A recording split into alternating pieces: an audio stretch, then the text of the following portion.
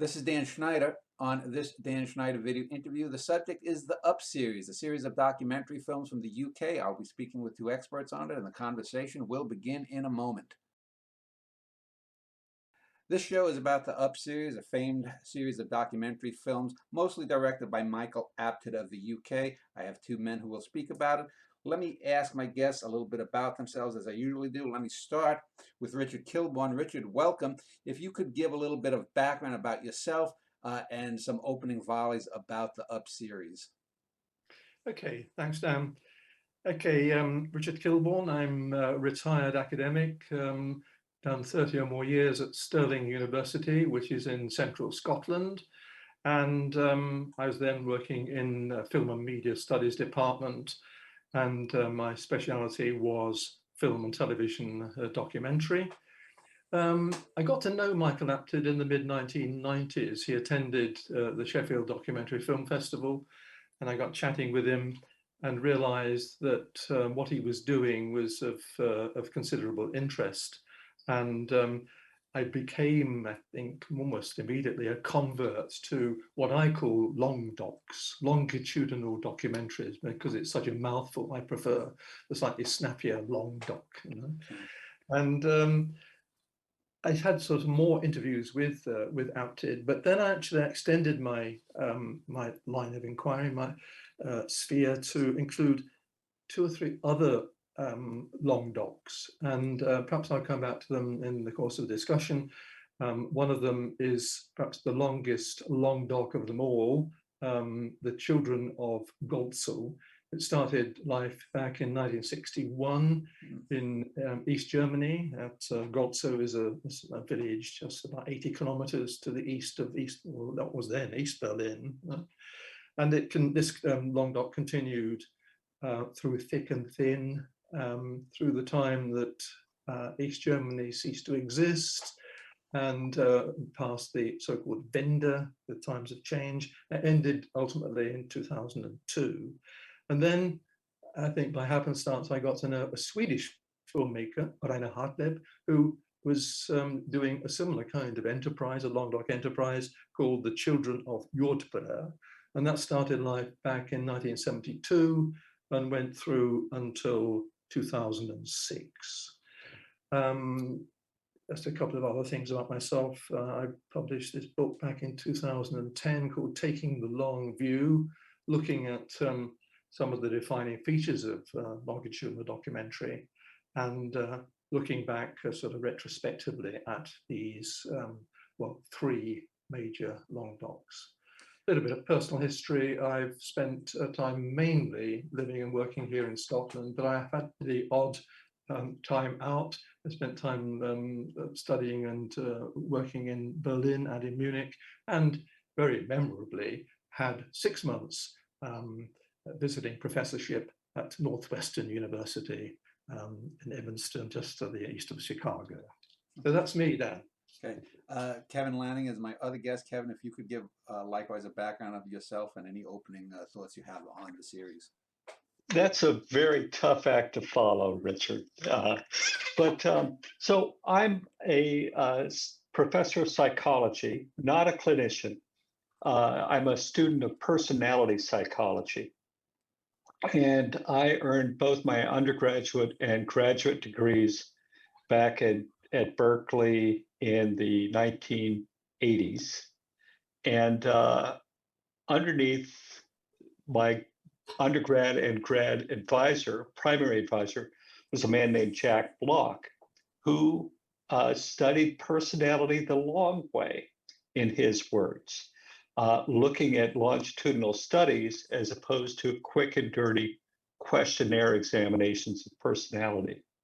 So the idea of a longitudinal approach to the stuff of personality was very much a part of my training. Now, the Up series doesn't lend itself well to a rigorous understanding of how personality develops. And there are a number of reasons for that I think we'll explore. But as a human chronicle, it's a wonderful thing. And I have the sense that the three of us all share this understanding of kind of the power of the series. I've used the series in the classroom for years. I'm a professor of psychology now, to introduce the methods and the approach of the longitudinal study of personality. So that, for example, students will watch and rate one person at age 7 and then another person at age 14, and so forth. But I think we're getting ahead of ourselves because we haven't talked about the detailed structure of the up series. So maybe that comes next. I'm a father and a grandfather, and I have animals roaming about behind me. And I was also, like the most of the characters in the up series, I was born in 1956. So my interest in their lives is in part a reflection to learn about myself. As Roger Ebert once wrote about the Up series, he mentioned, I think, this notion that in watching them, we learn about ourselves. And maybe that's been particularly true for me. So, So you anticipated one of my early questions here, Richard. I was going to ask about precursors to the Up series, and we have to also state, as Kevin seems to be pointing out, that the Up series is pop culture. It's not a scientific study by any means. It's a pop cultural sort of cross section of the British society in the early mid '60s and onward. So maybe Richard, what sets this apart from what we would call maybe a scientific approach or a more anthropological approach rather than a pop cultural one? Mhm. Well, first of all, sort of to respond to that, there have been attempts, more sort of scientifically founded attempts to do longitudinal studies, via film and television. Growing up in Australia, I think was a state sort of supported a venture that looked at children who were born, I think, was it in the year 2000, and tracked them through a couple of decades. Similarly, here in Britain, Robert Winston, who is actually now occupying a place in the House of Lords. He was someone who had a lot of experience of looking at child psychology. He actually initiated a BBC series, I think, from the title of it at the moment, but again, tracking children through. But you're right, Dan, that you used the term pop culture. I think probably Michael Apted would have resisted that term pop culture, but the original series, may come into this in a wee while, was a world in action 40-minute standalone documentary or program. That was actually produced by Granada Television, which is a part of the ITV network here in the UK. So in that respect, it had to have a certain amount of commercial appeal, and did so. But something else that perhaps I'm sure we shall get into, it was actually conceived as a standalone, and because it seemed to have considerable potential both in commercial and maybe even sociological terms, Apted a few years later, after the initial program had gone out in 1964, was encouraged by the then, I think, head of programming, Dennis Foreman, to have a look again at the kids who had featured in that first program. So longitudinality is not built into every program that eventually becomes a long doc. In fact, you might even say it's the exception rather than the rule. The program that I mentioned, the East German Kinder von Goltzow, Children of Goltzow, it was the only one to my knowledge that started out, that was planned from the very outset as a study of how growing up in the then German Democratic Republic, was how socialism would work in practice, and what glittering examples the young children of Goltzow would provide. Yeah, before I go, let me jump in, if I may. Sure. I want to talk about that pop culture idea, and also this notion of predicting the future. In 7 Up, it's described, the purpose of that original one-shot show was ostensibly to paint a portrait of what England would be like in the year 2000. 7 Up was filmed in 1963, 1964. And I think there's one sense in which there's two comments I want to make about that. There's one sense in which the show is an utter failure, and another in which it's an important success at that. And for me, the failure is the underrepresentation of females, of girls in the first one. They didn't see that the shop steward and the foreman would be women, would be equally likely or nearly equally likely to be women. And the success at predicting the future was in part a function of the Up series itself. There's a sense in which this was the first reality television program. And there's also a sense in which the members of the show give up their privacy to the camera in a way that all of us have to a world in which information is no longer private about us. So they become public figures. And in some cases, they kind of struggle under the lens of the public eye. In other cases, I think the lens of the public eye saves them, changes their lives, maybe for the better. But these counterfactual questions are really hard to know.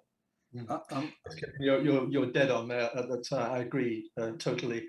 It started out life, 7 Up, as, shall we say, a more sociologically coloured inquiry into how Britain would look in the year 2000. But then pretty soon along the sort of the narrative journey, the arc, it became much more looking at individual life journeys and the extent to which sometimes as a result of external sort of factors, lives are shaped. And this became the source of its appeal. You know? And I was glad to hear Kevin make reference to his initial comments that he used it as a tool in his teaching, psychology teaching. Certainly, as far as I know, in quite a few education departments in colleges and universities in the UK, 7 Up is still used to look at some of the forces that are around in shaping young people, and also the trials and tribulations of puberty. And we perhaps come on to discuss that. 14 Up is a wonderful example of how taciturn and sometimes sort of very resistant to interviewing 14-year-olds can be. Yeah, the one with the girl, the girl who's sitting and not even facing the camera. Before we get too far, I just wanted to bring something up that Richard had stated. I just wanted to go back to talk about the difference between ITV and BBC for people who are not in the UK, because here in the US, everything is money, money, money. When we talk about being the original reality show, everyone knows American reality shows have nothing to do with reality. They're all scripted. This person is the bad guy. That one is the schemer. That's the tart and whatnot. In the 1960s, what was the ITV relationship to the BBC? Because I've done shows before. I just recently did a show on why The Prisoner is great, and The Prisoner was not a part of BBC. It seemed to me that ITV took more daring risks, and I'm wondering, could the original series, would it have just been a one-shot if it had been on the BBC? What do you think, Richard? Yeah, it's a good question, Dan. And the answer is I don't know, but just to actually kind of cope with that question about the relationship of ITV to BBC, in the post-war period, the BBC ruled supreme, and then come the 1950s, this young upstart independent television started getting a hold, and so by the late 50s, early 60s, there were there was BBC One, BBC Two, and there was ITV, and there were individual franchises according to, and they were regionally disposed. So Granada Television, which was responsible for the original 7 Up, was based in Manchester, and was quickly identified as being associated with progressive television current affairs reporting. So in that respect, probably you are right in that sort of assumption, Dan, that it may not in the early 60s have been possible for the BBC to make maybe such a ground breaking series as 7-Up. And certainly Apted, who was a young researcher, I think he joined ITV only in 1963, he was encouraged to be quite political in some of the reporting. So when he was charged with the idea of going out, and he had, I don't know, maybe was it 2 or 3 weeks to collect his children for the program, for the original World in Action standalone program. He deliberately chose children from mainly the sort of the extreme ends of the social spectrum. So you had the 3 or 4 posh boys who went to Westminster, sort of a public school, a private independent school for our American viewers, and then he chose 3 or 4 girls from the East End of London, who were the opposite end of sort of the spectrum. And then, as it were, almost as make-weights, there were 2 boys in the middle. So, as Kevin has alluded to, it was heavily skewed from the outset, and Apted later came to regret that he had not included more than 4 women in the whole series. Now, Apted was not the director of the first film, though. It was Paul Almond. Did he die in the interim? Did he just not want to do the follow-up films? What happened to him? I'm not certain. The most interesting thing about Paul Almond and Tim Hewitt, who was also I think he was a co-director, was that they were both, well, in a sense, immigrants to the UK. They came as outsiders to the UK. Hewitt was he Canadian and Almond Australian? Was it the reverse? But they both came and had perhaps a more dispassionate view of the UK and its class system than people who had been brought up within the system. That's quite an important point, I think. Kevin? So I'm really enjoying this. Of course, revisiting the Up series, I think is a treat for me. When I think of 7-Up, and I think of why it was the success it was, certainly it was part of who produced it and the time in which it appeared, and the appeal of the argument that social class was toxic and limiting in the 1960s in England. But it was also it was both brilliantly filmed with this perfect set of characters. And there's one moment in 7-Up that it really stands out in my mind. And that's when young Tony, who is the most charismatic and extroverted of the crowd, and he's from the lower, he's an East Ender. And there's a moment when he's running to get caught up to the other kids, and he falls. And he has a stage presence at age 7 to lay on the ground for an extra half second. And the cameraman has the wisdom to hold that camera on Tony. And the editor had the wisdom not to cut that from the thing. And so there's that moment of this kid lying on the ground. And Richard, you remember it, I could see by the expression on your face, that it was perfect. And Tony goes on. He has something of a career in film. He becomes an actor as well as a jockey and a cabbie and a bartender and very entrepreneurial figure. But it's little moments like that partly account for the success of that first film. All right, Just to add what Kevin said about Tony there. I mean, Tony was somebody who relished being involved in 7-Up in a way that several others have not relished being there, particularly when Apted, maybe in the early iterations of 7-Up, was guilty of stereotyping some of the subjects. But Tony, took to it, and he actually, he not only sort of performed in various acting roles in television series, he clearly really came back to 7-Up in the course of its long history, and was quite good at what I, in my book, called sort of performativity. He was able to present himself as an individual and make himself interesting to a group of, well, a large group of viewers. And this perhaps we'll come back to it. It does encourage in people who are selected to perform in these series and then continue throughout the decades with the series, to acquire a certain type of self-reflectiveness that sometimes might be lacking in the rest of us. And by the same token, I think Kevin might agree here, it might well sort of inculcate in people who view it a similar type of self-reflectiveness. So I think this is one of the attractions of the Up series, that it does give a lot of food for thought.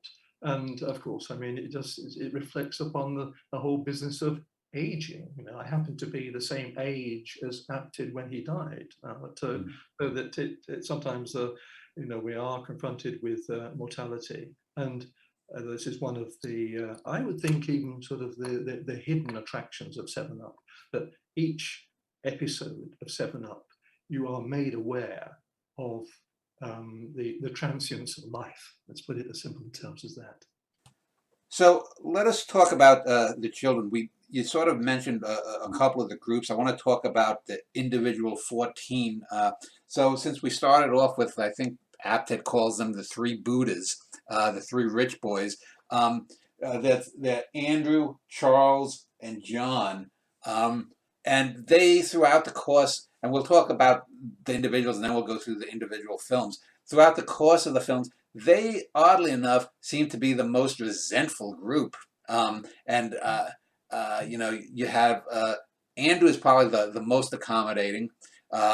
John seems to resent it, but he's learned to use the every 7 years media to sponsor some of his own personal endeavors. And certainly the most infamous one is Charles, who after the 21 Up apparently got into a big row with Apted over doing the next one, and he hasn't been seen since, and he's apparently threatened some lawsuits, and ironically he turned out to be a documentary maker himself on I think it was Into the Void, which was actually a good nature documentary. So Kevin, you look raring to go. Let's talk about the 3 wise Buddha boys. Well, you said oddly enough, there's a sense in which it's not odd at all. Yeah, I guess. The dramatic arc of the series is such that the viewer from the very beginning, maybe not from the very beginning, but I think many viewers are going to be pulling for the underdogs to succeed. Yeah. And not so much the people in the upper class. And so John is portrayed as, he comes across as snobby. Andrew comes across as somewhat boring.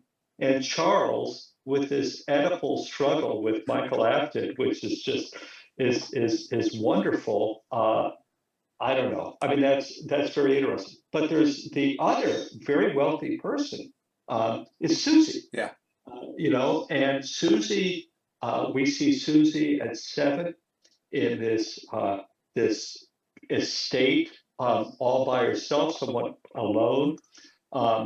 And she is asked, do you know any colored people?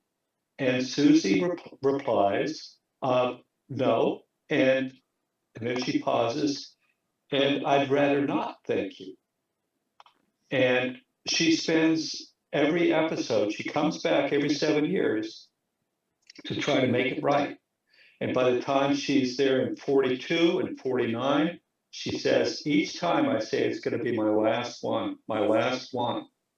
And finally at 63 up, she doesn't show up, as if she's finally broken free, which she, at 56, she said she wanted to do. So in her case, I think that, I mean, there's more to it. At 14, she's awkward, as many adolescents are. At 21, she's looks a little bit drunk. She's chain smoking, and then she cleans up her act and becomes this a grievance counselor and somebody who's looked up to, and kind of this portrait of somebody who's calm. But for her to be back in the public eye every year, and that reminder of how she was seen, again, the idea that their early moments were recorded, and many of these are rebroadcast in each episode, is something that young people today are going to be very, very familiar with. The risk of becoming public figures. Yeah. Yes, I mean, I go along with all of that, Kevin. That for a British audience in 1964, when they first tuned in to the World in Action special on 7 Up, it would have been wonderful to watch some of the reactions in working class homes of seeing these three rich boys sitting on the sofa and pontificating, and sort of these are the masters of the universe, as it were. Yeah. And it was in a sense that you can see why Apted and his team chose these boys, because they represented something that perhaps the majority of people in Britain, that they found it almost repulsive, and throw some interesting light upon our class-ridden system. Don't get me started on that. Well, John at one point says that he resented being considered one of the rich boys. He said his mother worked to put him through the upper schools, and that he got a few grants and scholarships. Yes, I mean that in some ways that Michael Apted himself gave a slightly distorted view of these rich boys. But I mean, I was thinking the insights it gave the audience into certain elements of aristocratic society, and Michael Apted, I suppose, it was slightly guilty of pigeonholing some of his subjects. But but let me just take on that, because I myself come from the lower class here in the U.S. And a lot of what the four rich, the three boys, one girl, a lot of their complaints compared to, say, Simon, the lone black child, or the fellow, is it Paul who moves to? Is it Paul who goes to Australia? Yeah. Compared to what they apparently went through, it's like you're seeing. Decades before the term first world problems came to light, you're seeing, rich people complaining about their lives, when you just have to look at Paul or Simon and what they went through, or Tony, and it's like, there is a certain justification to why people probably root more for Tony than they do for the rich boys. Yeah. So this has to do with the impact, I think, of the 7 Up series, that particularly in its early episodes, that the juxtaposition of the very rich and privileged with those who came from very disadvantaged backgrounds, I think was very telling. But just to add to what Kevin said about John, in some ways, I think, was quite insightful into his involvement in 7 Up, and he speaks, I think. Kevin perhaps knows this better than I do, that every 7 years a little pill of poison came his way. It was sort of, he had to absorb this, But the other thing about long-term involvement in the 7 Up series on the part of the majority of the subjects is that they did gradually begin to adapt to what it was like being in the show. And John, for instance, he absented himself, I think it was in 1 or more episodes. Two. He came back in 42 Up because he saw that his appearance in that particular show would allow him a platform to make a plea for charitable giving. I think he got married, or certainly engaged, to someone with Bulgarian connections, and he was actually touting for money for a Bulgarian charity. So that it was a kind of a quid pro quo in his involvement in that particular series. So let me ask you, Kevin. I wanted to just because I want to get through all 14 kids here. Let's talk about the quote unquote poor kids. And the four poor kids are almost the exact opposite. There's Tony, the one boy, and then the three girls. And if we want to talk about Apted having some hubris in it or being skewed, I think he did it to all the kids. I mean, he portrayed Tony as possibly getting involved in organized crime there. He portrayed the girls as probably going to end up as quote unquote losers. You know, of the three girls, you know, it's clear. The only one is shown, I think, in favorable light. Sue, she's sort of the pretty outgoing one of the girls. So if you want to say that Apted, you know, was being hubristic in his portrayals, he did it for all the kids. What is your take? Well, you know, that first episode was half an hour-ish, and many of the other episodes, you're only seeing these people for a couple of minutes. Yeah. And so each of the social classes is a caricature, I think, and the individual lives. There is a coldness. Now, Richard, I met Acton only once and fairly briefly after a screening of 63. And I think that one has to have a certain callousness towards the individual lives in order to do something like this. It's a pretty reckless thing to put people's lives out there in the world. And it was not done with, it wasn't cold, but it was about the film. It was about getting the film done. Now, let me get back to your question, Dan, about the ones that from the so-called lower classes. Gee whiz, at age 7 and 14, Jackie is portrayed, she's scintillating, and that kind of changes over time. Lynn is a quiet one, but she has a heroism about her as a children's librarian. You know, Sue is portrayed nicely, but both Jackie and Lynn are portrayed in their own interesting ways.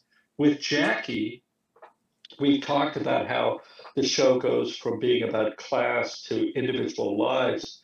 Well, at 49, when I watched 49, and I'm not a student of film, what I saw was that the lens was turned inwards, that Apted has an awareness, or he shows an awareness of how he had been unfair to Jackie. That becomes part of the thing. 28 years after 21 Up, Jackie is still hurting from the callousness with which Apted asked her if she got married too soon and was missing out. That's really striking. It is this kind of this stereotyping, and there's a fine line between being true to what's true about class. And Richard, I think you made a very good case for, you know, the positive impact of the film, and what's hard on individual lives. So, Well, go ahead, Richard. I think just to add to what Kevin was saying there, that it was certainly, I think, a learning experience for Apted. He actually recognised that he got it wrong, and that he had this tendency in the early episodes to be slightly too stereotyping in his approach to his interview subjects. But Kevin's also right, and this is a long-term televisual enterprise, and he has to maintain control. And what we should say is that one of his lieutenants, Claire Lewis, was the one who was actually sort of charged with maintaining contact with children in those 7 years, or in the fallow years, you know, between the various episodes. And then, of course, he was well aware that he had so much in the can, so much accumulated material, that it became increasingly difficult to give a kind of an auto-representative view of these individuals. So Kevin's right. It is slightly distorting, and some of the subjects have resisted this. I think Nick at some stage it says that yes, it gives a few got a snapshot-like views of what my life was like when I was 7. But this is so much out, and the people are. Here's someone else interested in our discussion. Yes, yeah, he's in the union. He's well compensated for this. So, just adds finally to that point, the fact that he has so much in the camp and that people are being represented by what he actually calls golden highlights, little snippets of people's earlier lives that somehow comes to represent parts of those lives. And sometimes the subjects themselves have problems in actually remembering those parts. So there's 2 other groups that what I would call the Dickensian, the 2 boys that were in the shelter, and then the other sort of other 4 boys who don't fit into any easy category. So let's talk about Simon and Paul. Paul had one of those golden moments. I don't like my greens, that's constantly replayed. He's the boy who didn't want to eat the greens. And Simon, of course, for better or worse, he is I hate to say it, but he's sort of like the token non-white person there. He misses only 1 episode. I think Paul has been in all the episodes. What is your take on them, Kevin? The 2 boys in the boarding? Well, not boarding. What do you call it? Orphanage? Was it? Yeah, it's interesting. My take is that it's very, very hard to overcome childhood trauma, and whether, in the case of Paul, we see somebody who is self-effacing to a fault, but whose marriage is portrayed as, we don't know the whole story, but his marriage to this woman at 21, who's at 21 they get married, and at 28 we see film of them driving across Australia in a VW van that's quite beautiful. But she says she's attracted to him because I think he's got a very nice bum, she says. And she's there forever, kind of propping up a guy who's full of self-doubt and basically is a bricklayer, but who, as he moves on, becomes a marathon runner, a long-distance runner. Maybe the endorphins are helping him overcome a depressive tendency, but it's very, very hard. And for Simon, the idea, I think he didn't know his dad, and his mom was profoundly depressed. And we see him get married, have a couple of kids, and then at 35 he's gone. And then he's remarried, and he has a few more kids. And he and his second wife, Violetta, again, she's this kind of force of nature helping him along. A guy who's working in a meat packing plant. We see him driving a forklift, carrying around, I guess, cows or something. It's hard, and I think we see that. And my bias as somebody in psychology, and also maybe as an American, is to see the dynamic here as not one of social forces limiting them, but something more internal. Richard? Yeah, just to add to those points that Kevin makes about Paul and Simon. Paul is quite a self-effacing lad, and when he gets married, I think to Debbie, which obviously allows Apted to have another female in his cast of characters. Yes. That's important by Apted, And I remember that at one stage, Debbie is asked by Apted, why she fell for Paul, and I think she says, "I just want to cuddle him," and that's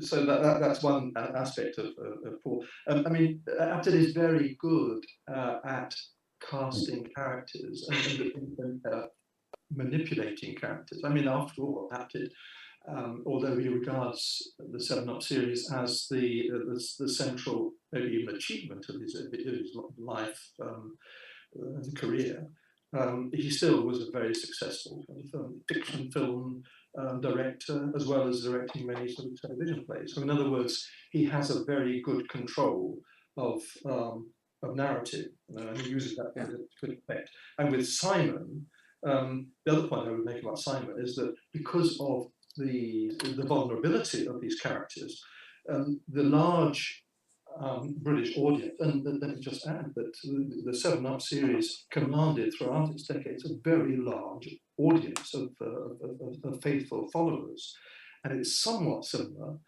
to the kind of audiences that very successful soap operas were able to command.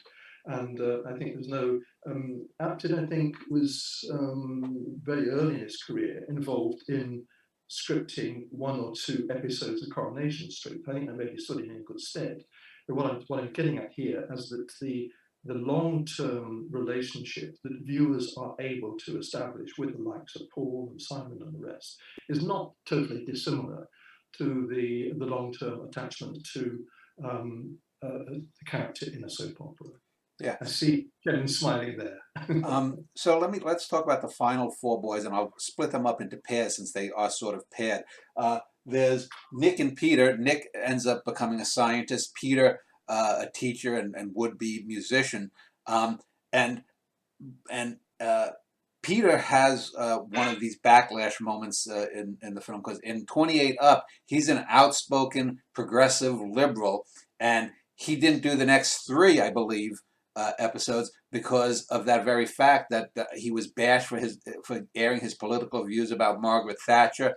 And when we talk about Paul and his wife, sort of the opposite sense. While they are, I have read that Paul apparently got the most mail from females throwing themselves at him. He was sort of the hunky guy, and they said there were comments apparently made about his wife because she's sort of short and a little heavy.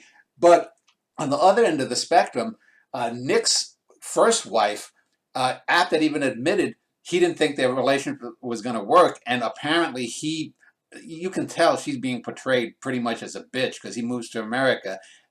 So there are these kinds of just odd dynamics of the way the public, the viewing public, shapes the film. The viewing public, you get probably some women writing to Paul because they think he's hunky. You get people writing about Nick's wife thinking she's a bitch and because of the way Apted portrays her. And then Peter rather, doesn't participate for 3 episodes because of political backlash. So there's an interactivity with these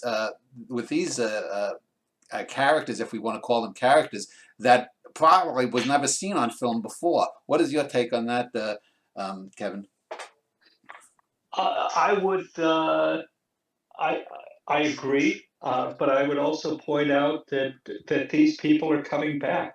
So in the case of Nick, he expresses gratitude towards the film and says that if I had been plucked out of my little village and brought on this show, I have no doubt that I would not have gone on to get a doctorate in nuclear physics and become a professor at University of Wisconsin. Well, he even says he wants to be known as a scientist more, but it ain't going to happen.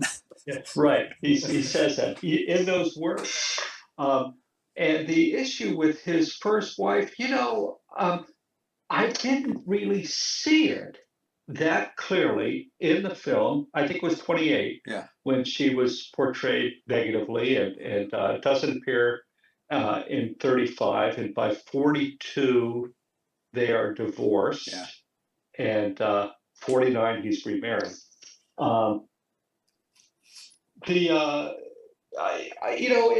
It's complicated. The effect of anything on a life, one could say, what would have things been like if this hadn't happened? And the answer is we don't know. Counterfactuals are tricky things.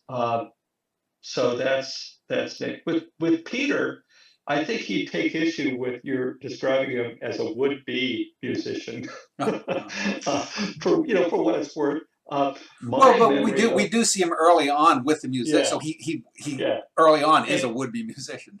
and he sticks with it. But my memory of him at 21 and 28, maybe this is me, but I just remember this disgusting bachelor pad with this kitchen where the food is just caked on, and it's not a pretty sight. So more power. I think maybe his female fans, they saw somebody who needed to be taken care of. I don't know. With Richard. Peter, Kevin, I think that the additional point is that it shows the impact that having television celebrity imposed upon you can have, and I think actually it's a good sort of example of what force that programs can have, and also perhaps just to reflect on the relationship between Michael Apted and his subjects or characters. Remember always that he was 15 years, there was an age gap of 15 years between him and his subject, so that initially he was seen as probably sort of a rather paternalistic figure. But as the series wore on, that I think he became ever closer to them in every sense. And maybe just a quick aside here on the responsibilities of a documentary filmmaker. Documentary filmmakers normally will actually extract from their subjects. Well, they make it clear that editorial control is with the documentary filmmaker. So by signing up to take part in a program, you in a sense sign away your rights. But on the other hand, with Apted and with all other long doc filmmakers, the need actually to keep them on side, to keep them on board, means that perhaps that a slightly gentler treatment is required. So Apted speaks of that reasonably often.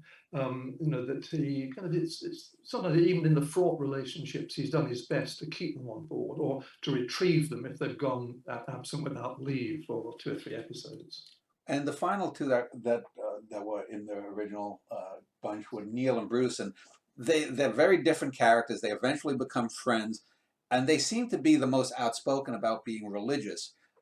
And Neil probably by 28, he has mental problems. He's a wandering soul. He's the typical kind of lost soul, and he has this big nadir in the middle of his life, and then he seems to be pulling up out of it. Whereas Bruce is the opposite. He seems to constantly he's almost like a terminal do-gooder. He goes here. He wants to teach. He wants to help. He befriends Neil. And I think also at one point, is it Nick and Susie in one of the shows, I think, are also together. But talk about, let's start with you this time, Richard. Talk about the two religious characters there, the Neil and Bruce. Yeah. Well, I'm not sure whether I would see them as religious characters. I mean, they have the most outspoken about religion, I guess. Yes, okay, yes. But Neil, in many respects, is a gift to a documentary filmmaker because his life was one that was a roller coaster, and you could never be certain from one episode to the next what Neil would have been up to. And there was genuine concerns in sort of the middle part of his life, whether in fact he would be able to survive. Well, so there were people taking odds he'd be the first to die. Yeah, that's right. Yes. So, as a documentary filmmaker, as a long doc filmmaker, Apted always in the latter episodes of the 7 Up series gave pride of place to Neil, so that he was always the person whose life was covered last in the episode. So there was a sense of he knows how to build drama. Yeah, that's right. Yes, exactly that. Yes, and Neil was the person I think who the audience felt not so closest to, but kind of almost a responsibility towards, because there was that incredible vulnerability in him, but showing the tenacity of human beings to come through sort of adversity. and to kind of reinvent themselves. So again, thinking with wearing Kevin's cap, if you allow me to do so, very interesting from a psychological point of view. But then, just quickly to say a couple of words about Bruce. Bruce is somebody who comes from an advantaged background, and the golden highlights that Apted is constantly interposing into all the episodes is that moment when he's, I think, as a 7-year-old, it grieves me to say it. I mean, he's training for an officer cadet corps. This is how soon in life people are required to jump to attention and to become a part of the class system.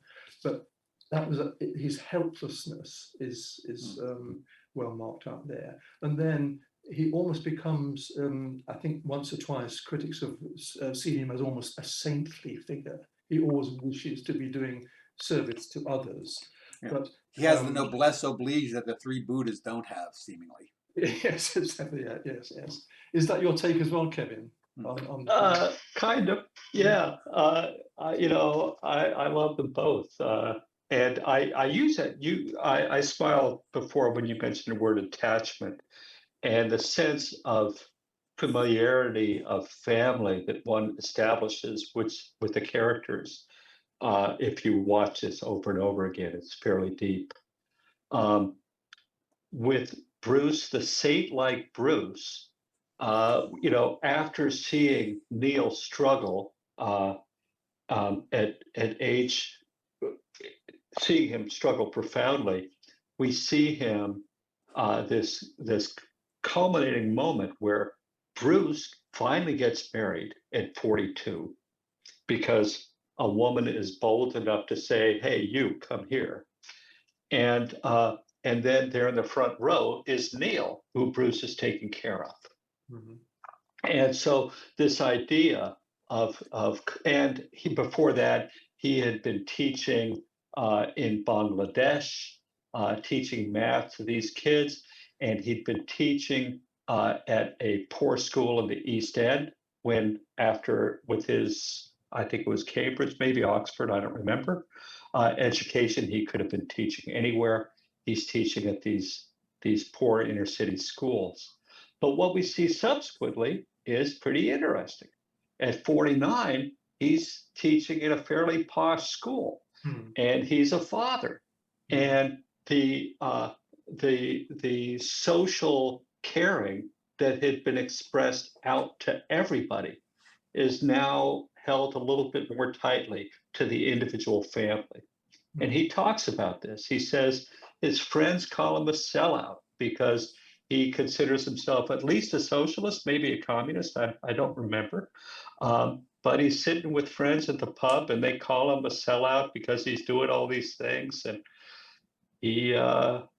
that's kind of who he is. With Neil, a couple things about Neil. There's a moment at 28 up where we see him at the northern tip of Scotland. I forget the island where he is. Shetland Islands, Kevin. He's in the Shetland Islands, and it's pretty bleak. He's found a leaky trailer to hide out in, but we see that he's cut his own hair for the show, and just to try. And in that gesture, for me, and there's this idea that maybe the Up series kept him alive. Maybe this has something to do with helping this guy survive all of the hardships that he faced. And they both. I think Neil's faith is really deep, and he credits it with pulling him out of his profound distress. He wonders if he's going mad. I'm not going to diagnose somebody from afar, but this is what he reports. And he credits faith with lifting him out of this. But I think the film arguably did something really good for him. And, So let's pause so here. we all helped him. Can I just say a quick word about Bruce? That's the point that Kevin made about Bruce in 49 Up.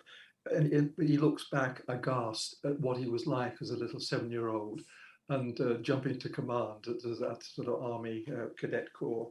But it allows me to make a point that the very origins of the program, the one thing we haven't mentioned so far is the nature-nurture debate, and the way in which allegedly the World in Action standalone 40-minute program that set all things in train was supposedly to show that, you know, that the Jesuit maxim, give me a child until he is 7 and I will give you the man. You see, I think that in 49 Up, Bruce is asked by Apted, you know, a similar kind of question, and he looks back at himself as a 7-year-old and says, yes, a lot of it he can't recognize, you know, the man he's now become, but there's something in there. There's a germ, there's a core personality that he can still recognize, you know.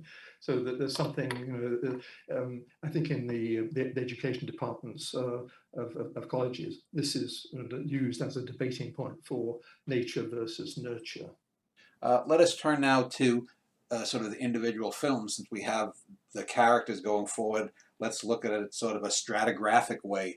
So 7 Up was the first one, and we've spoken pretty much about that. So unless you both have anything to add, let's move on to 7 plus 7. As I look at the 9 films, and I was saying this to Kevin before you joined us, Richard, that I don't think that all of the particular episodes or all of the films are great, but that probably 5 or 6 of them are definitely great, and they were all interesting.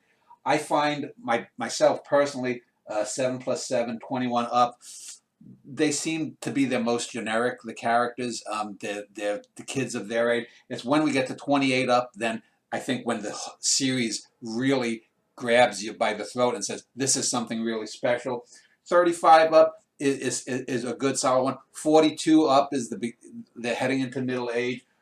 49 Up, and then 56, 63, it steadies out. So I think there may be, relatively speaking, 2 or 3 weak entries, the 14, 21, and 35, I would say. But other than that, the others are really great. If you want to comment on that before we hit that, are there particularly strong episodes that you think, and any ones that are weak, relatively speaking? I would, so one issue is that we're seeing not just the ages of the kid, but we're seeing different eras. So Yeah. we're seeing 1963, 1970, 1977 in 21. And as I teach undergraduate college students who are just about 21 years old, 21 Up is one that I routinely will point them towards. And that's where we see Neil first really, really struggling.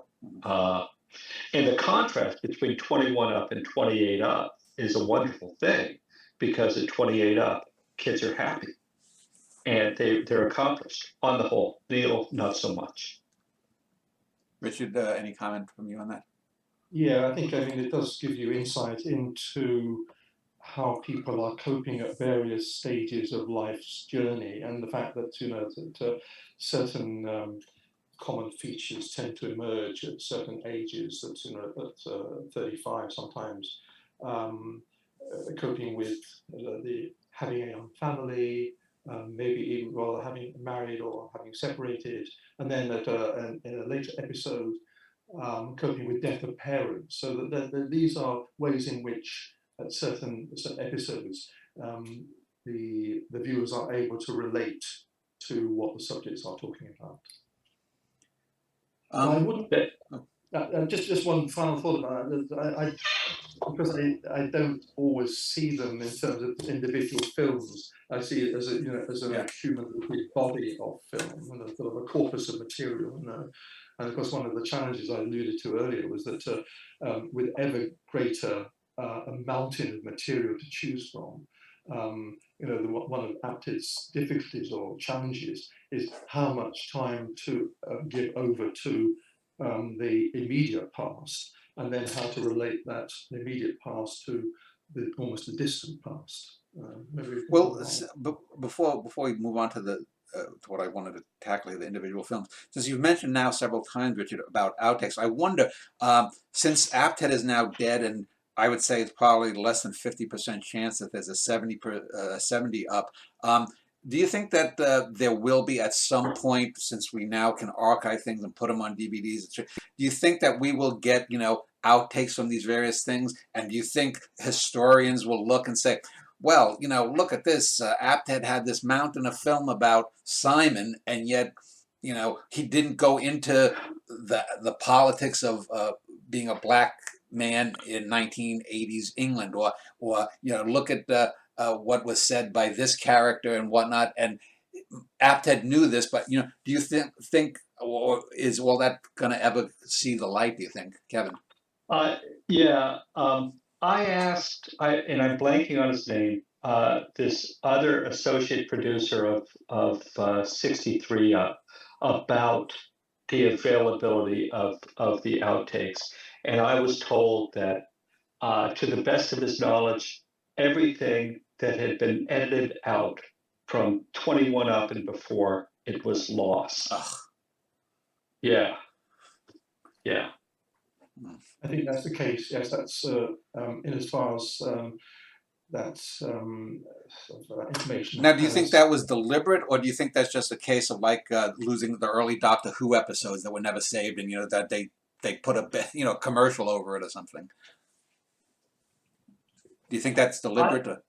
Yeah. No, I don't think it's deliberate. But Richard, you might have more insight. No, I think it was common to actually reuse the tape on which some of the early episodes have been shot for other purposes. I mean, it was an expensive commodity. Perhaps I should say that in terms of archiving, the other two major European long docs, the Children of Godso and the Children of Jordblood, the Swedish long doc, in both cases, all the material, the outtake type of material, has now been taken up and is being accommodated in a national archive, which is particularly interesting with the East German, because so much of what was recorded during those early years, those that we call the Iron Curtain years, was not broadcastable because it didn't sort of find favour with the authorities, which certainly was not the case with that. So, Kevin, you had mentioned that 21 up, you seem to hold it in higher regard than I do. Again, this is relative. I think they're all excellent. But so would you agree then that when they were at 14, they were just sort of, Susie's not looking at the camera, they're sort of doing there's that generic formative quality that they're still, but you think they've hardened into their roles by 21? Well, I'm not going to say hardened. I can't say that. That's what we see at. I don't think they've hardened at 21. I don't think it has. Susie is a case in point. As somebody who's really struggling at 21, we see her at 28 being very, very different. Neil at 21 is the way that he will be for the next 20 years. He's going to be struggling. But maybe he was that way at 7 and 14.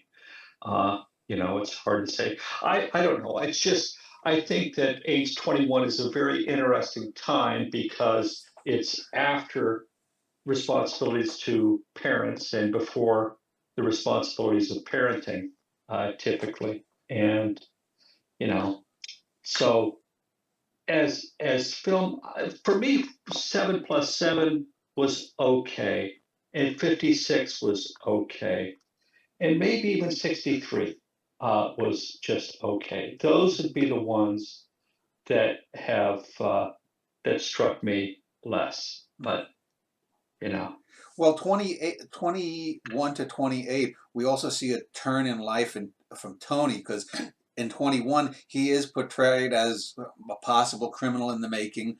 And then by 28, he's married.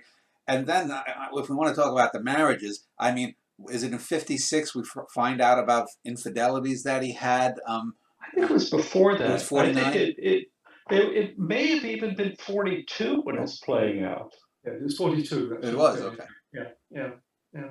I mean, I think it's a kind of as you were talking there, I was thinking, well, in some respects, 7 Up series is a cause for celebration. It's a sign that all of us have it within our grasp to reinvent ourselves. Come the trials and tribulations of life, you can turn things around, And as regards sort of the relationship between the individual episodes, I'm more interested in the way in which Apted himself uses material from the individual episodes and plays one episode against another, or Well, give a good example of that, if you would. well, I think it's the juxtaposition of scenes from various stages of life, so that you will actually then have what comes to mind is that Susie at 21 makes this sort of the protest that she's certainly not interested in babies, you see.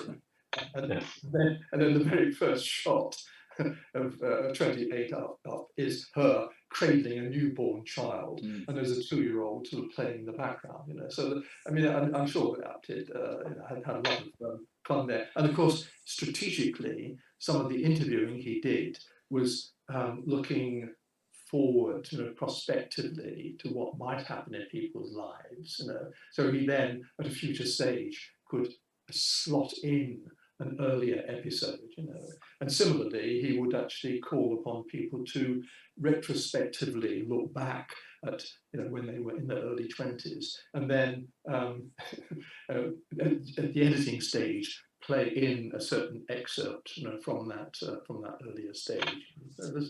I have a great deal of admiration for Apted's ability with the editing. Yeah. So we talked about how they change, but one of the things that strikes me is going back to the Jesuit maxim there seems to be, I would say, a lot more stasis than a lot of people would be comfortable with. I think we have this idea in life that we can do anything, especially here in America. You can be a self-made man. I want to get into the political nonsense of anyone being self-made, but we see Tony. He wants to be a jockey. He fails at a jockey. Then he's learning the knowledge of being a cabbie. Then does he have a restaurant? He gets some money and he buys a home in Portugal. And then the very next episode, he seems to not be doing as well. So he has the typical. Yes, he rises from poor to maybe working class, middle class. But most of the characters seem to, again, you don't see, with the exception perhaps of Neil, but if you want to say that he's not ideologically nor sociologically the most interesting character, his is more of an internal struggle. Most of these characters, if you were to say, and didn't know anything about them at 56 or 63, what they were like as kids or vice versa, I think there's not a lot of unexpectedness there, and to me, that's one of the more interesting things, and it may be one of the proving points of that maxim. What do you think, Kevin? I think that that personality is consistent. Is my audio okay? I just had an earbud. Yeah, you're fine. Weird noise on me. Okay. That people are consistent if you know where to look. Right, that's a good point. Yeah. In the case of Tony, you've got this kind of this wild, edgy risk-taking that's there at 7, that's there at 14 at the track when he's taking bets for people, helping the punters. And clearly the infidelity is just risk-taking. Infidelity, and then financial risk-taking. Yeah. He's making a lot of money. He's losing a lot of money. And yeah, but Tony does. He is, for all of Tony's, I don't want to be guilty of making a caricature. It's hard here, as it was hard for Apted. Tony is a loving father and grandfather, and ultimately a husband as well. I think that politically, his kind of stance was something that was at odds, maybe with Apted, certainly with some of the other people in the film who lean more left and more kind of tolerant of changing multicultural England in a way that Tony did not like. So I think that people are consistent, but it's again, it's a question of what lens do you use to look at them, and yeah. Yeah, that's the key point, Kevin. That the lens that you use to look at them, and the lens that Apted used to look at them, was that he tended to see success in terms of career advancement, the kind of jobs that you would get, the ability to climb the greasy pole, and so on. Whereas the subjects themselves, sort of several of the subjects, saw success or happiness in other terms, an ability to adjust to difficulties in life, coping with illness, committing yourself to the family, and so on. So it was and I think that was a part of Apted's learning experience, and he does have the honesty to admit that in some of the later interviews. So Lynn is the first one to die. She doesn't appear in 63. She dies between 56 and 63 in like 2013. And I read a number of things that Apted was always dreading who would be the first and how he would handle it. If we look back at how it was handled in what probably will be the final episode, barring some unforeseen consequences, he then points the camera at, I think, her daughters and her son-in-law and her grandchildren, and they sort of talk about her. What do you think of how that was handled? Because I think she died a couple of years before he was going to film, so he filmed her section first for 63. Kevin, if you want to take that. Gee, what do I think about how it was? I don't know how else it might have been handled. I do know Richard had mentioned mortality, or maybe it was you, Dan. I think it was you, Dan. And the kind of the centrality of mortality in this, of 1 week to the next, of these characters to whom you're attached, it becomes a worry about all of them. One other thing he does do in 63 is Nick is sick at this point, and I think he had Brain cancer. I don't remember. I think it was brain cancer. Lung cancer. Was lung cancer? Throat cancer. Yeah. Throat cancer. And I don't know what the prognosis is. I don't know if he's still with us. But there's a good amount of time that's spent with him on his illness in lieu of other things that perhaps could have, are on the cutting room floor. Yeah. So that could have been a reflection of Apted's own concern with his life. I think he died, 2 years after 63 or so. It was fairly soon. I think he was not all that well at 63. So, it's when we talk about projection, and when film people talk about projection, we're talking about, I guess, two different things, but the word has significance here in both senses, maybe. Richard, what is your take on the handling of Lynn's death? Well, a couple of points. I don't know the circumstances of Lynn's death, because I can't really sort of comment on that. But to make a more general point, I suppose, and we've talked about what happens in the course of a long journey of a long doc. So, death itself goes with the territory, and also, of course, there's this it's a kind of another form of death, what I refer to in my book as character attrition, the idea that when people deliberately absent themselves, so that they have taken their own leave of their own volition.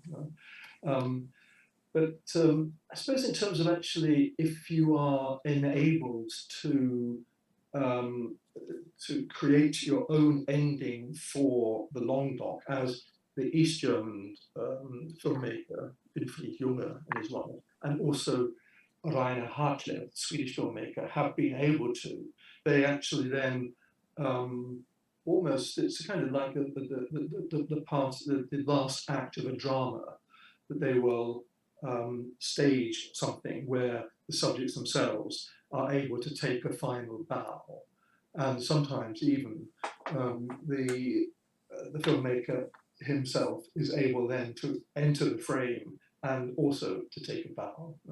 So there are different ways in which departing, leaving the stage is handled in long docs. I want to talk a little bit about the upseries versus some of these other documentaries, pro and con differences. But before I do that, I did want to talk about, I sent out a number of emails. I couldn't find all the emails for the participants about, when did I start this interview? About 7 years, about 6 years ago maybe. After I saw, I guess it would have been 56 up. And despite a lot of the press about tension between Apted and various other individuals, I only got email responses from two people. One was Nick and the other was Neil, and they both seemed very ferociously defending of Apted and felt that if they talked to anyone else, it would be sort of a violation. Nick was quite succinct and eloquent. Neil was a little bit, it was an odd email, but both of them seem to have a deep sense of loyalty to Apted. Tony certainly has a deep sense of and you saw that on camera, and a few others. Do you think that there's been a sort of skewed bias towards people then we've talked about Apted missing the boat on things. Do you think some critics have focused on the hostilities between Apted and the subject, Matt, and the subjects, when most of them seem to be very loyal to him? Either one of you. Go ahead. Yeah. I was going to say, I mean, critics like to home in on conflict. It makes for a good story. And I think actually subjects themselves, when they reflect back upon their experience of participating over a long, long period, it's become a part of their lives. So they accept it as a given now. And for that reason alone, perhaps are willing to defend it. And also, of course, the relationship that they over the decades have had with Apted, who I'm sure to some extent became an uncle-like figure. Occasionally he would kick over the say unhelpful things, but he was 15 years their senior. So and he also showed the ability to adapt, and to actually conceive that he'd made one or two wrong moves, which is always helpful in this life, is it not? Yeah. Okay. So, Richard, you mentioned attrition, and the fact that there was relatively little attrition. Yeah. I think that's the story here. And that doesn't happen without a positive relationship between the filmmaker and the participants. Now, there was one character, Susie, for whom it was such a struggle. And Susie finally, as I mentioned, she's not in 63 up. And I asked Apted about that. And my perspective was that this was a triumph for Susie. This was a sign that she no longer needed to purge that painful experience at 7. But Apted was furious because she had expressed ambivalence and he thought she was going to be in it and so forth. And it was just, in terms of the film, she wasn't there. And I was rather struck. I was struck by that. It may be, again, this kind of tension between creating a great documentary film and being an uncle or a therapist or a friend. It's Richard. There's an interesting distinction between Apted's approach in the interviews. I mean, okay, it's 2 or 3 days every 7 years. That was sort of the what was required of subjects, so that Apted was very strict. I mean, he knew his job very well, and he would come with his list of questions, and would be relatively controlling in the interview, whereas someone like Rainer Hartleb, the Swedish filmmaker, is far more laid back. And on the whole, I think he has had nothing like the same attrition that even Apted had. Apted sort of lost maybe 3 or more of his subjects, whereas, to my knowledge, Rainer Hartleb, only one of the 16 or 17 participants have jumped ship. So it's quite an interesting study comparing the way in which individual long doc filmmakers have kind of seen their way through the various decades. Well, Richard, I was talking to Kevin before you joined us, and I had mentioned it seems that only maybe 3 or 4 of the original 14 seem to have any sense that they were in a grander enterprise than just sitting down before a camera. I mean, we've talked about this being like a reality show or being, a longitudinal study. But for most of them, there seemed to be a sense, oh, I'm being inconvenienced, and yet that only maybe Nick, Neil, and a couple of the others, maybe Bruce, really seemed to grasp the impact that it not only has on the audience, but in 500 years, if people want to know what Western life was like in the late second, early third millennium, you've got these. I mean, you can write all you want. Do you think that some of the participants maybe were just or have been a little bit clueless about what the enterprise they were in? Well, possibly, yes. I mean, that with the passing years, I think the subjects have become quite proud of their involvement, and they do see it as an important sort of chronicle. And I suppose say as an aside that 7 Up, in terms of 20 best documentaries, of the last 50 years, 7 Up has always come within the top 2 or 3 programs. You mentioned of reality programming. When reality programming sort of reared its ugly head, if you allow me to use that phrase, Apted did become a little concerned because that comparisons were made between the way in which subjects were being interviewed within a very contained environment and the way in which he was interviewing. And he felt also that it might have some impact on his own subject's readiness to participate. I think that was not the case, but there were certainly fears around. And I also wanted to mention that 7 Up has indeed become quite an international success. I mean, I was thinking at some stage that and Apted himself felt perhaps it would not travel all that well. But to my knowledge, that it's done reasonably well in the States, and Apted feels that it's down to the fact that it is, I think in his terms, a humanistic document. That's how he described it once. So people are able to relate to it because it deals with universal topics. Kevin? I would just say yes. I think that's right. What was originally something very much about England and England's unique struggles with social class has spoken to all of us. And it's for that reason that there have been all these copycats all over the world. So we've talked a little bit about some of the other similar documentaries, and Richard, you outlined a couple of differences.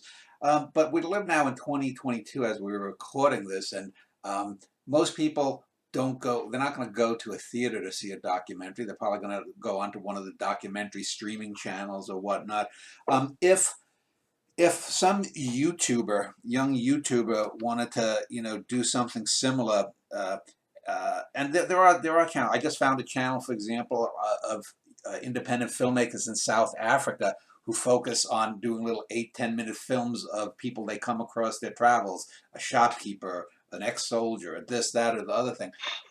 If someone were to say here in America or wherever it might be, do a similar thing where you get 10, 12, 15 children.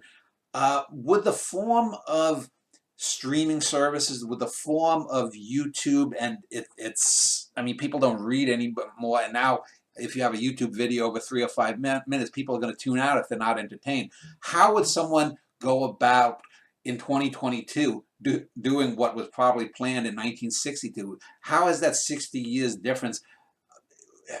Could you even do something like this nowadays and retain the public interest, Richard? Well, I think probably, I would say hesitantly, probably not. And because I think probably the three long docs, I know best, the Swedish, the East German, and the British, all reflect in some way that they are creatures of public service broadcasting, less so the East German because it was, I suppose, state-controlled broadcasting. But the fact that the 7 Up series was able to command over decades a very large audience, an appreciative audience, was partly a reflection of the ability of a public service broadcaster such as Granada.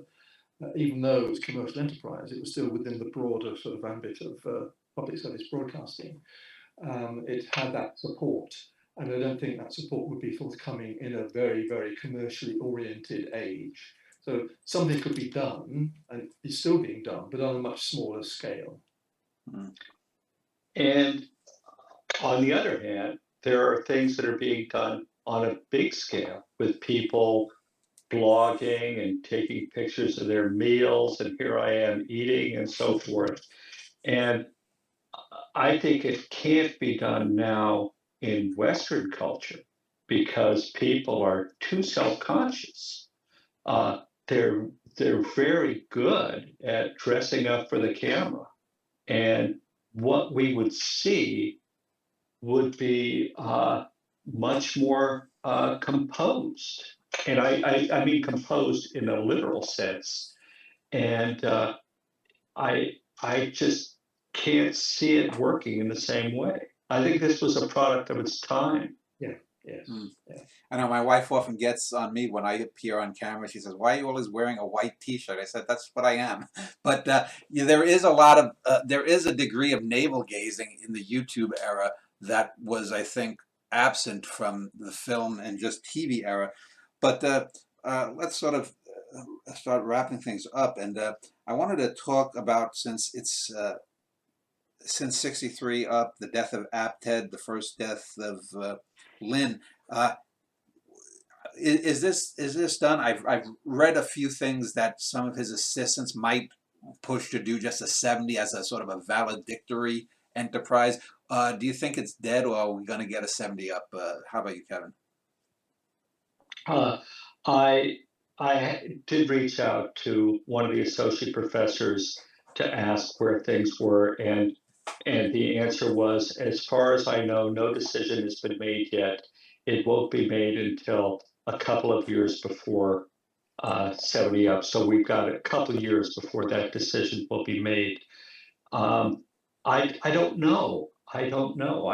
My sense is that, well, Michael Apted certainly had a central role in this. There were other very important contributors. You mentioned Claire Lewis. I don't know. I don't know if there's sufficient. I don't know about the money side. I know that there's interest in the world to see what these people are like at age 70. But whether or not it will make financial sense and logistic sense, whether the participants will be willing to have another intrusion into their lives, maybe as they become more infirm in some cases, I don't know. I hope so. Just to comment on that, the Claire Lewis, I think, is from 28 up onwards, has been the associate producer.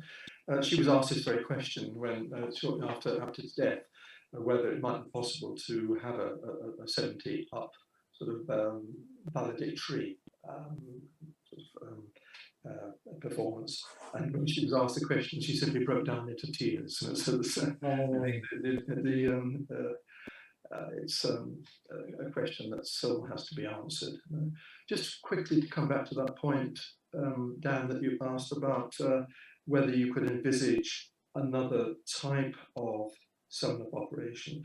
It suddenly occurs to me that there's the current generation's obsessive desire with tracing family trees, and tracing your own life history, and the very fact that that our lives to an increasing extent are digitally available to us, and that people of a certain age are encouraged to actually sort of start thinking about their memoirs. But it may be that in time to come, people will be able to do individual sort of versions of a longitudinal documentary. Who knows? Well, a lot of them are probably going to devolve into what I call vanity documentaries, where my Uncle Bob, he used to like to go fly fishing. He was the fly fishing king of this county in Georgia, and all we see is people, casting things, and it's like, okay, you did it for Uncle Bob, but it doesn't do anything. You could be assured of an audience of one, couldn't you? So Kevin, let me just ask you. This video is going to be called "Why the Up Series is Great." So if you could just sum up your views on its historical import, why you think it's great, and why especially someone who's never heard anything and just stumbles on this video should watch these films. Back in the 1950s, there was a photographic exhibition in New York called The Family of Man. And it may be cringeworthy now. There's pictures of a woman in Africa nursing and a woman in America nursing, and the idea that we're all the same all over the world.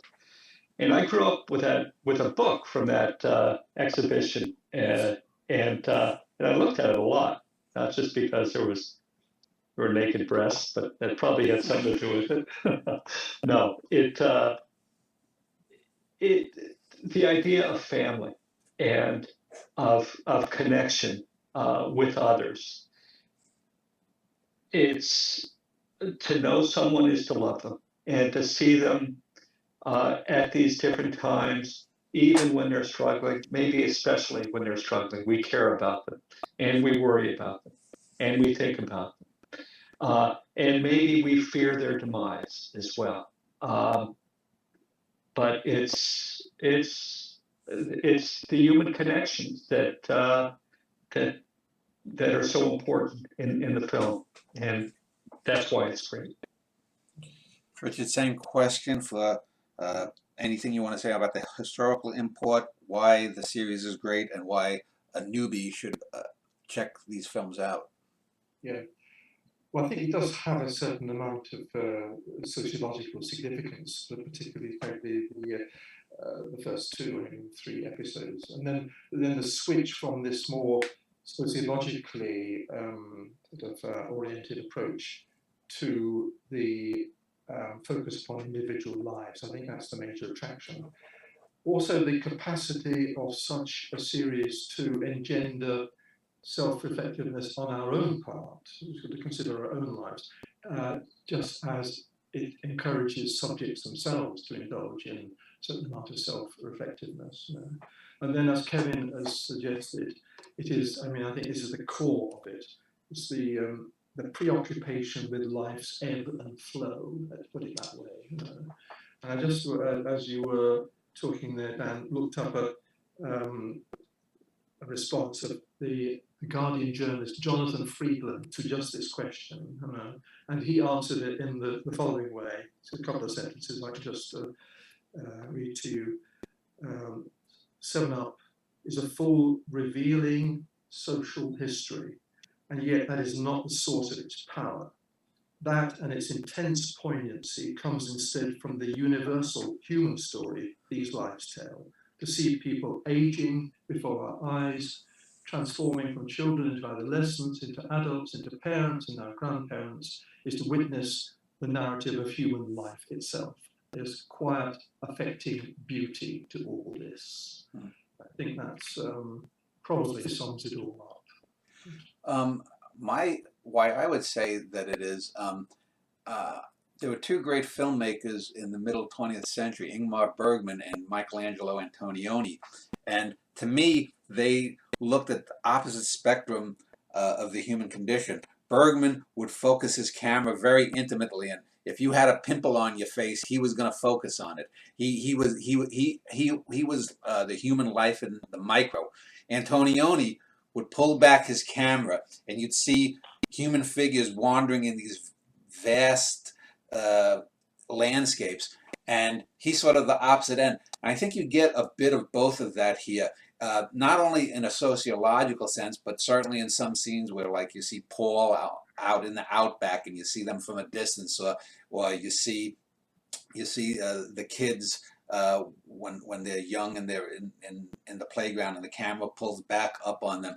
So you get the micro and the macro, and if they ever do launch another thing like Voyager, where they did the golden record of the songs of mankind, I think you could put some CDs or whatever thing, the streaming stuff, on the next one and send this out, and you'd have a fairly good, not a perfect, but a fairly good representation of what Homo sapiens at the time of the launch was. And I think that's the value. We can talk about how well the films, the editing was, or any technical bravado, but ultimately you get the micro and the macro of the human experience, and over that longitudinal 6 decades or more. So that's my take on it. But I want to thank both of you for your opinions. I'll link to both of your university pages. And again, thank you for an interesting discussion on this important series of films. Well, thank you for giving us the opportunity. Okay. It's been a treat. It's been a treat to meet you both and to talk about the Up series.